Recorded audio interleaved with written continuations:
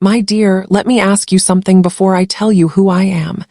Have you ever been judged so quickly that people never bothered to learn your real story?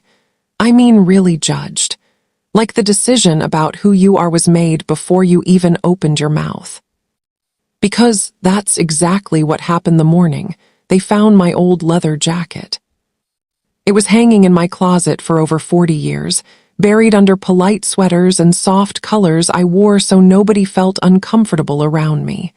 That jacket had spikes once, safety pins, the smell of cigarette smoke and basement sweat. It carried nights when my voice shook walls and my heart felt untouchable. And now it was being held by my granddaughter, her eyes wide, her mouth half open, like she had just discovered a stranger.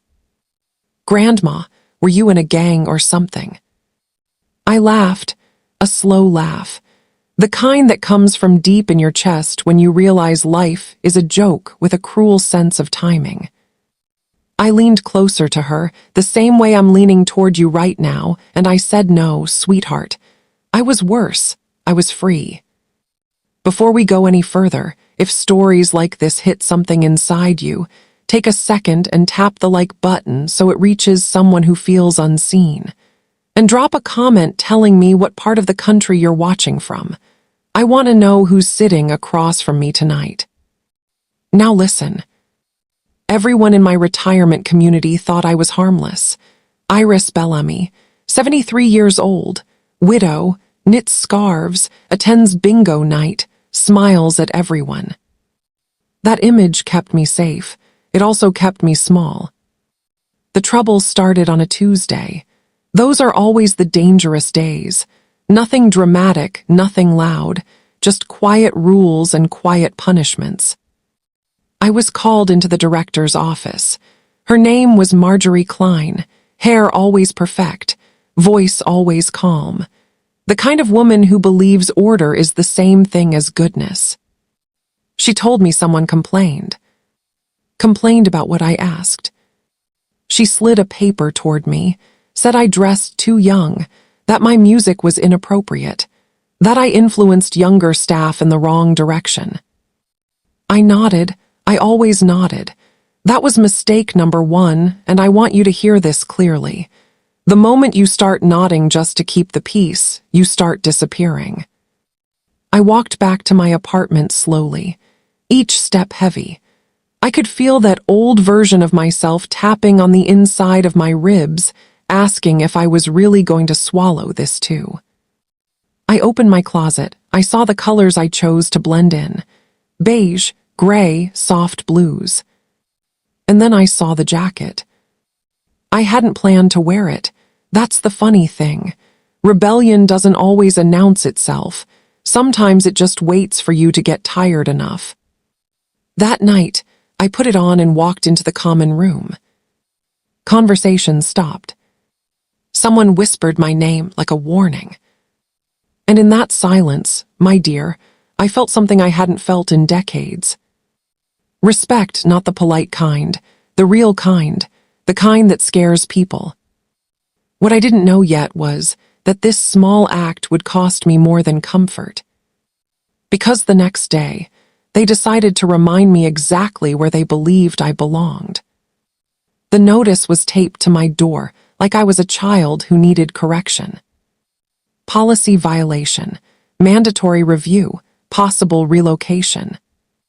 Relocation is a soft word they use when they want to move you somewhere quieter, somewhere obedient, somewhere you won't make trouble.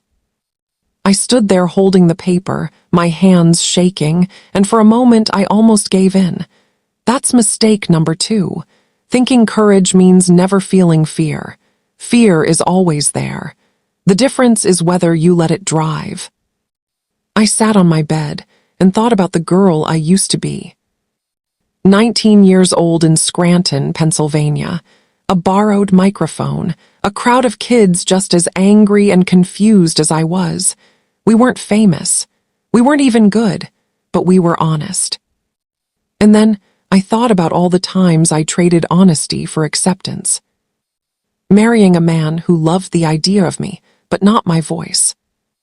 apologizing for opinions that didn't need apologies, saying no to my band because someone said it was time to grow up. Let me ask you something.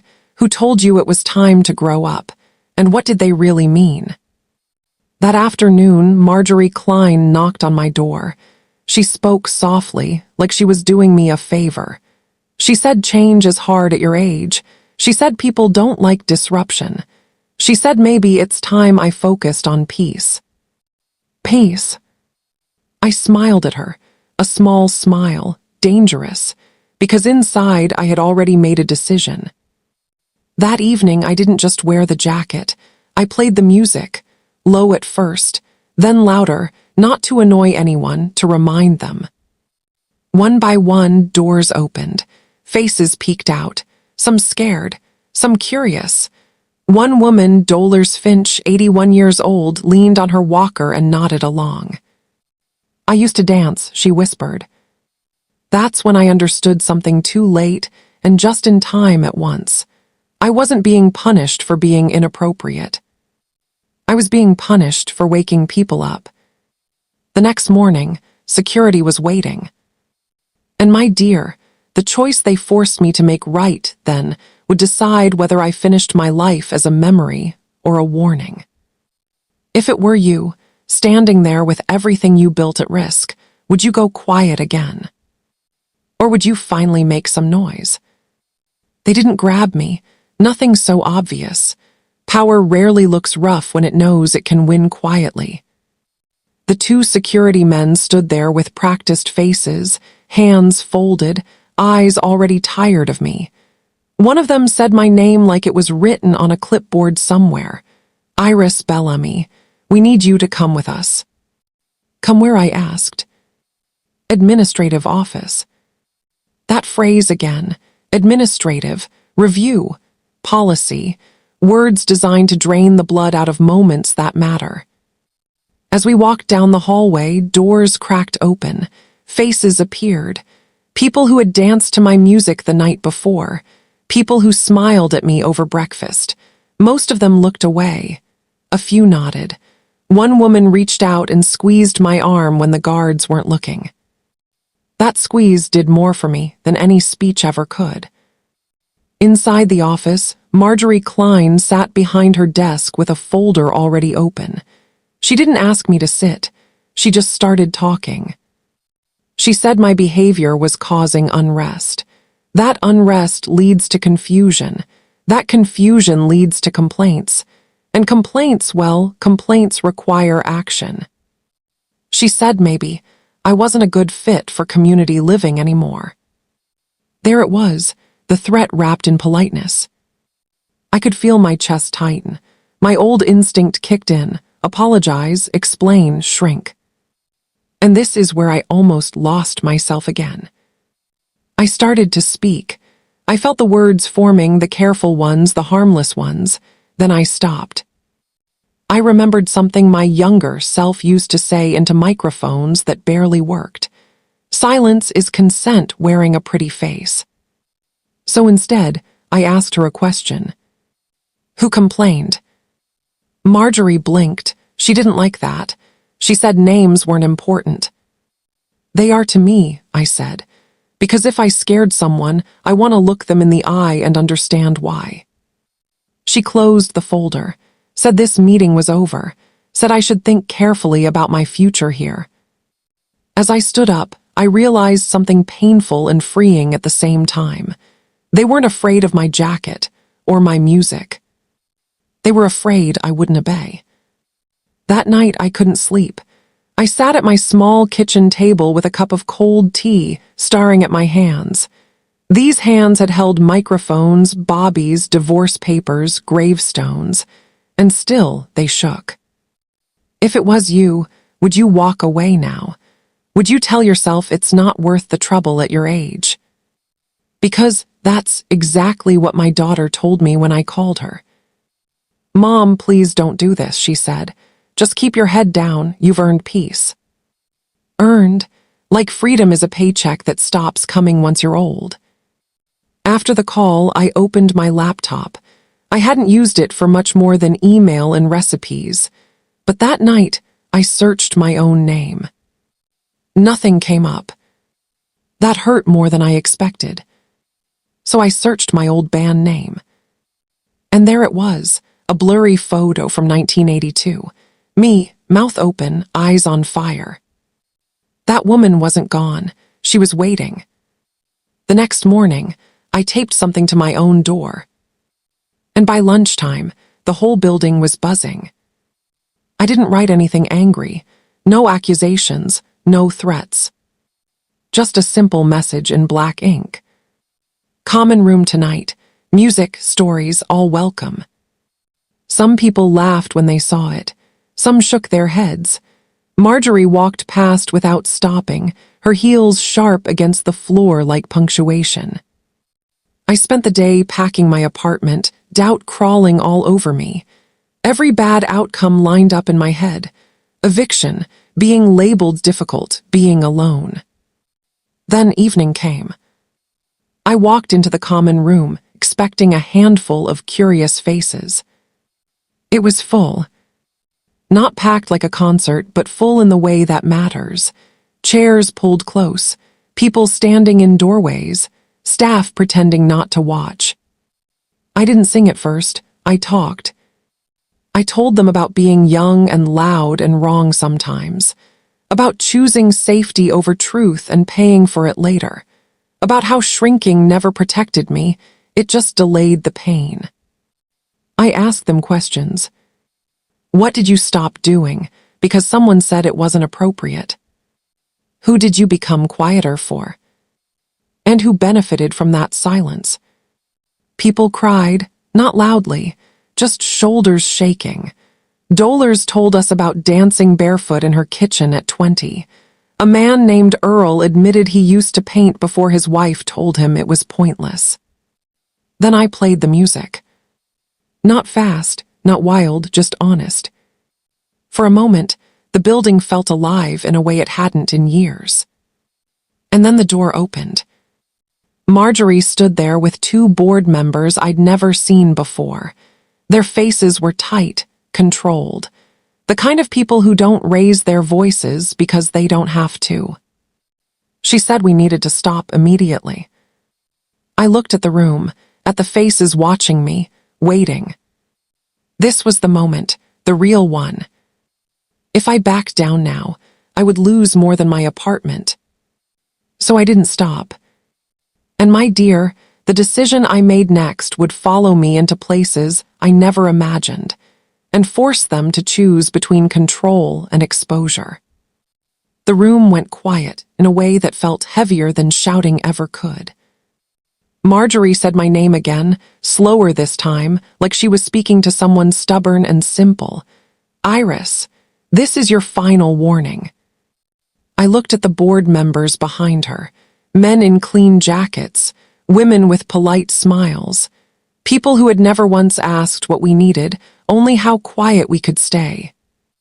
I asked them one question, just one. Did anyone here feel harmed tonight? No one spoke at first, then Dolers lifted her hand. It shook, but it stayed raised. No, she said, I felt alive.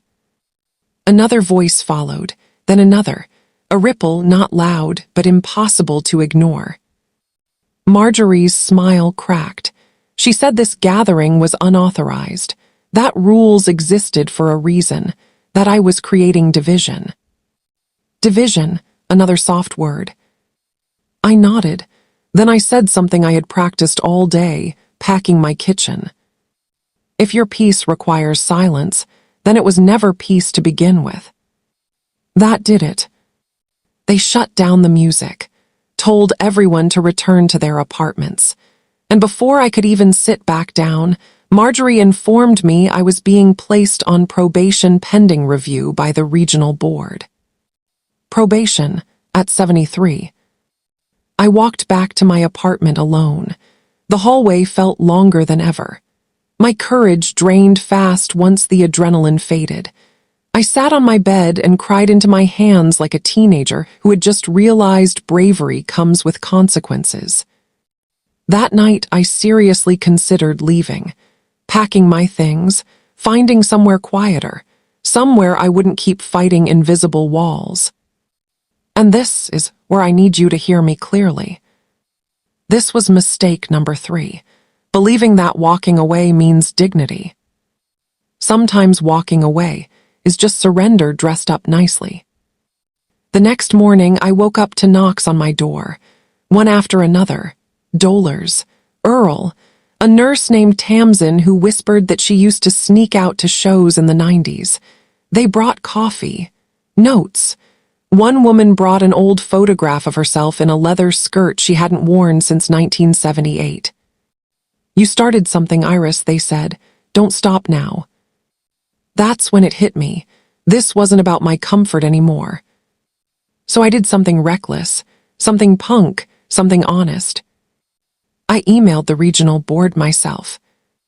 I told them everything, the complaints, the threats, the way creativity was treated like a disease.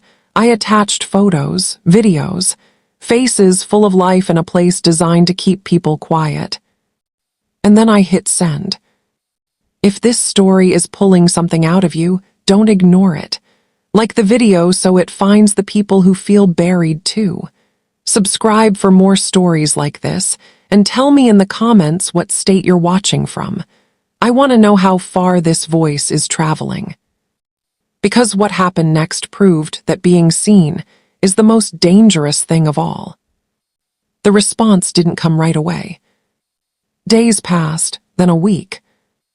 Every time my phone buzzed, my stomach dropped.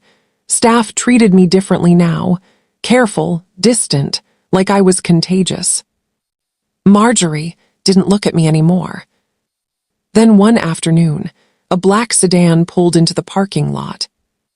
People watched from their windows like something important was happening. 2 strangers stepped out, clipboards, badges, calm expressions. The regional board. They asked to speak with residents, in private.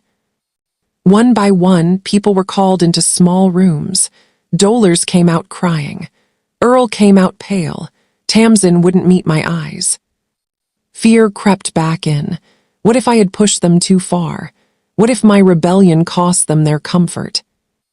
When it was my turn, I sat across from a woman named Cynthia Rowe, late 40s, sharp eyes, kind voice that didn't feel fake. She asked why I started the gatherings. I told her the truth, because silence was killing us slowly. She asked if I regretted it. I thought about all the years I spent behaving, all the versions of myself I buried, and I shook my head. No, I said, I regret waiting so long. She closed her folder and looked at me for a long moment. Then she said something that made my breath catch. Did you know this community has the highest transfer rate in the county? I didn't. People leave early, she continued. Depression, withdrawal, loss of identity. She stood up, smiled softly, and said change scares systems that benefit from stillness. That evening, the board met with administration. Doors closed, voices muffled. Residents gathered in the common room again, not for music, for waiting. If you were there, my dear, would you hope quietly, or prepare for loss? Because when Marjorie finally stepped out, her face told me everything had shifted. And the choice they made behind those doors would decide whether I became a problem to erase, or a story they couldn't control. Marjorie didn't speak right away. She stood there like someone who had rehearsed victory and walked into a different ending. The board members followed her out, faces unreadable. Cynthia Rowe caught my eye and gave the smallest nod, not approval, permission. Marjorie cleared her throat and said the community would be implementing changes. New programs, resident-led activities, a review of conduct policies. She didn't say my name, not once. But then she said something else. Effective immediately, all probationary actions against residents are lifted. A breath moved through the room, collective, shaky, like people realizing they were allowed to inhale again. I should have felt triumphant, loud, vindicated. Instead, I felt tired. That surprised me. I thought winning would feel sharper. But real change doesn't arrive like fireworks. It arrives like relief. Later that night, alone in my apartment, doubt returned. That old companion. What if this was temporary? What if they were just waiting for the noise to die down? I sat on my bed and stared at the jacket hanging on the chair. And that's when I made a decision that scared me more than standing up to Marjorie ever did. I reached out beyond the building. I contacted a local community center, then a small independent radio station. I didn't dramatize anything. I just told the story, quietly, honestly. I expected nothing. What I got was an invitation. They asked if I wanted to come on air and talk about aging and identity, about what we lose when we treat older people like furniture. The night before the interview, my daughter called again. Her voice was tight. "Mom, people are talking. This could embarrass the family." There it was, the oldest leash in the world. I almost apologized, old habit. Instead, I asked her a question. When did my life become a reputation you had to protect? Silence stretched between us. Then she sighed, said she didn't know. Neither did I, but I knew this. If I backed out now, I would teach everyone watching that courage has an expiration date. The interview aired on a Sunday afternoon. By Monday, letters started arriving. Not emails, letters. From people who used to play guitar, people who used to paint, people who used to be loud and were told to calm down. One letter said, "I thought it was too late for me until I heard you." That one broke me open. And it scared the administration. Because now this wasn't contained. The meeting request came fast. Marjorie asked me to come to her office again. Same desk, same chair, different air. She said the attention was disruptive, that we needed to protect the image of the community, that perhaps I should consider moving somewhere more aligned with my interests. I smiled, gently, honestly. I told her I wasn't going anywhere. I told her something else too, something I wish I'd learned earlier in life. You don't get to manage people by shrinking them and then act surprised when they grow teeth. Her face tightened. She warned me about consequences. I asked her to be specific. She couldn't. Because the board was watching now. The radio station, families, eyes change everything. That evening, the common room filled again. Not for rebellion, for creation. Paints, old records, stories spilling out of people who hadn't been asked about themselves in years.